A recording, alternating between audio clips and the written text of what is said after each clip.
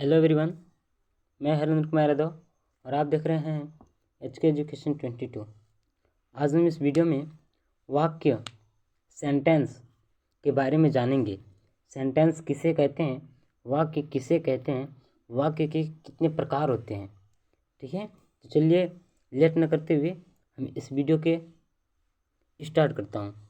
तो देखिए, यहाँ है वाक्य की परिभाषा। वाक्य की परिभाषा वह शब्द समूह जिससे पूरी बात समझ में आ जाए वाक्य कहलाता है। वह शब्द समूह, वह शब्द या शब्द समूह जिससे पूर्ण विचार प्रकट हो, यानी कि पूरी बात समझ में आए, उसे वाक्य कहते हैं। जैसे मोहन पढ़ने जा रहा है, मोहन पढ़ने जा रहा है, तो क्या हुआ? वह शब्द समूह, तो शब्दों का समूह हुआ। जैसे देखिएगा, मैंने बोला मोहन पढ़ने जा रहा है, चाहे इसको मैं जा रहा हूँ, ओके, मैं जा रहा हूँ। ये मैं क्या हुआ? मैं शब्द हुआ। जाना क्या हुआ? जाना शब्द हुआ। मैं जा रहा हूँ, ठीक है, ये शब्द हुआ, और हूँ शब्द है। तो शब्द शब्द मिलकर, ओके, यानी कि जो 1 2 3 4 जो शब्द मिले, मैं जा रहा हूँ, जो 4 शब्द मिले, ये 4 शब्दों को मिलकर क्या बना? वाक्य बना। तो वह शब्द समूह, समूह मतलब बहुत सारे, ठीक है, वह शब्द समूह जिससे पूरी बात समझ में आ जाए। जैसे मैंने बोला कि मैं जा रहा हूँ, ये शब्दों का समूह हुआ, और इससे पूरी बात समझ में क्या आ रहा है कि इस वाक्य में जाने की बात समझ में आ रहा है। मैं जा रहा हूँ, जाने की बात समझ में आ रहा है, तो इसे क्या कहेंगे? हम लोग वाक्य कहेंगे, इंग्लिश में सेंटेंस कहेंगे। ठीक है, मैं जा रहा हूँ, क्या हुआ? ये सेंटेंस हुआ। ठीक है, अब देखिए दूसरे शब्दों में बोले तो, और अगर दूसरे शब्दों में बोले वाक्य की परिभाषा, तो विचार को पूर्णता से प्रकट करने वाली एक क्रिया से युक्त पद समूह को वाक्य कहते हैं। इससे तो ऊपर वाला ही समझ में अच्छे से आया। अब देखते हैं सरल शब्दों में क्या कह रहे हैं। सार्थक शब्दों का व्यवस्थित समूह जिससे अपेक्षित अर्थ प्रकट हो वाक्य कहलाता है। सार्थक शब्दों का, सार्थक मतलब सही शब्दों का, ठीक है, सार्थक शब्दों का, सही शब्दों का व्यवस्थित समूह जिससे अपेक्षित अर्थ प्रकट हो वाक्य कहलाता है। जैसे विजय खेल रहा है, विजय खेल रहा है। देखिए विजय क्या हुआ? शब्द हुआ। खेलना क्या हुआ? शब्द हुआ। रहा क्या हुआ? शब्द हुआ। है क्या हुआ? शब्द हुआ। तो ये शब्द मिला करके, ये जो 4-5 शब्द हैं, ये 4-5 शब्द मिला करके क्या बना? वाक्य बना। ठीक है, जैसे बालिका नाच रही है, बालिका क्या हुआ? शब्द हुआ। नाचना क्या हुआ? शब्द हुआ। और रही है, शब्द हुआ। ठीक है, तो ये शब्द मिला करके क्या बना? वाक्य बना, जिसे हम इंग्लिश में सेंटेंस कहते हैं। हाँ, पर शब्द बनाना ही वाक्य बनाना है तो पहले शब्द ठीक से हमें बैठाना होगा। जैसे है विजय खेल रहा है, विजय खेल रहा है, तो ये सार्थक शब्द है। ठीक है, सही शब्द बैठाया गया है। अब नहीं तो हम गलती सलती बैठा देंगे तो ये क्या वाक्य नहीं कहलाएगा।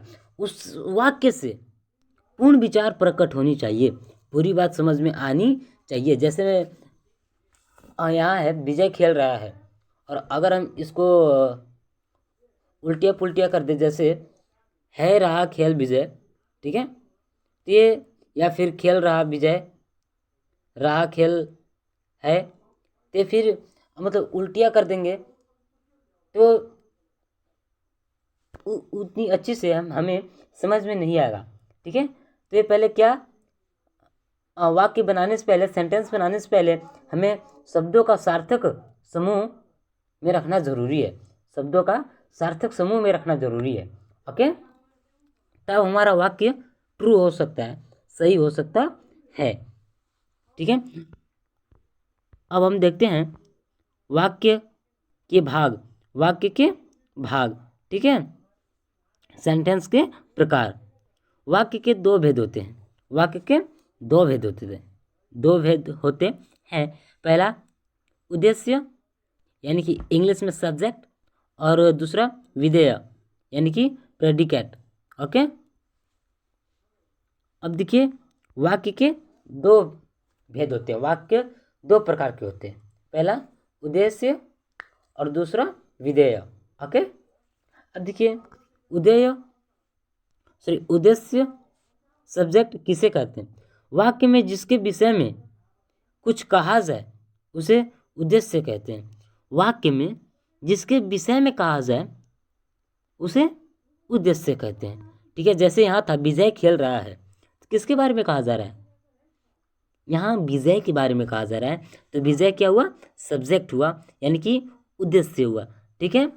तो मतलब कोई कार्य में, कोई वाक्य में किसी के बारे में कहा जाए, ठीक है, किसी उद्देश्य के बारे में कहा जाए, और मतलब जो उस कार्य को कर रहा है उसे हम सब्जेक्ट कहेंगे, उद्देश्य कहेंगे। और सरल शब्दों में देखते हैं, जिसके बारे में कुछ बताया जाता है उसे उद्देश्य कहते हैं। जिसके बारे में कुछ बताया जाता है, ठीक है, जिसके बारे में कुछ बताया जाता है, जैसे विजय खेल रहा है, ये किसके बारे में बताया जा रहा है? विजय के बारे में बताया जा रहा है कि विजय क्या कर रहा है? विजय खेल रहा है। ओके, तो जिसके बारे में बताया जाए वो क्या कहलाएगा? सब्जेक्ट कहलाएगा, उद्देश्य कहलाएगा। जैसे पूनम किताब पढ़ रही है, पूनम किताब पढ़ रही है, कौन पढ़ रहा है किताब? कौन पढ़ रही है किताब? पूनम पढ़ रही है, तो पूनम के बारे में कहा गया, तो यहाँ पूनम क्या हुई? सब्जेक्ट हुई, उद्देश्य हुई।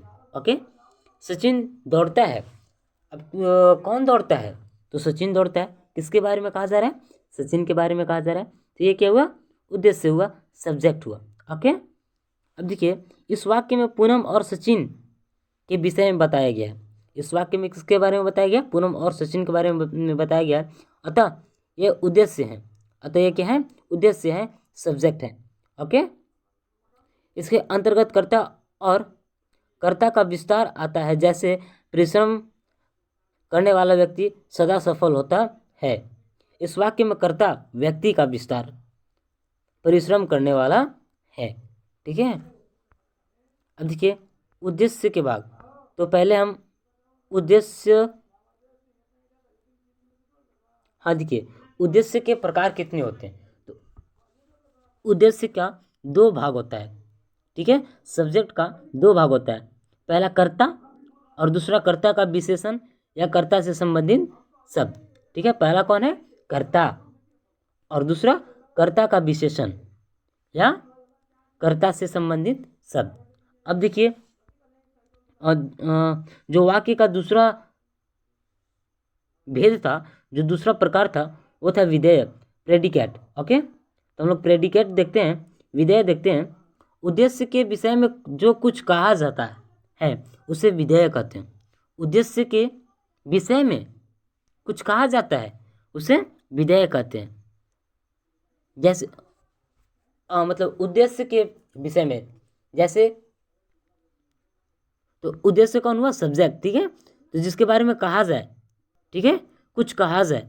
जैसे पूनम पढ़ रही है, तो पूनम क्या पढ़ रही है? यहाँ है पूनम किताब पढ़ रही है, तो पूनम क्या पढ़ रही है? किताब पढ़ती है, पढ़ रही है। तो ये क्या हुआ? कुछ कहा जा रहा है, किताब पढ़ने का काम के बारे में कहा जा रहा है पूनम को, तो ये क्या हुआ? विधेय हुआ, प्रेडिकेट हुआ। जैसे पूनम पूनम किताब पढ़ती है, इस वाक्य में किताब पढ़ती है विधेय है। इस वाक्य में किताब पढ़ना क्या है? विधेय है, क्योंकि पूनम उद्देश्य के विषय में कहा जा रहा है, ठीक है।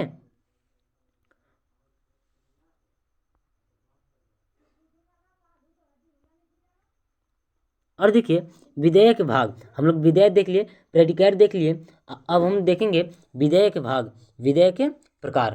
देखिए विधेय के 6 भाग होते हैं, विधेय के 6 भाग होते हैं।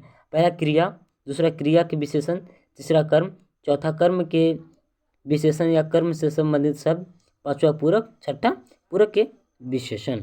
ठीक है, तो विधेय के कितने भाग होते हैं? 6 भाग होते हैं। ओके, तो मैं यहीं तक वीडियो को रखता हूँ और मैं उम्मीद है कि आप सबों को वाक्य के बारे में अच्छे से समझ में आ चुका होगा। So thank you for watching my video. मिलते हैं नए वीडियो के साथ, तब तक के लिए जय हिंद, जय भारत।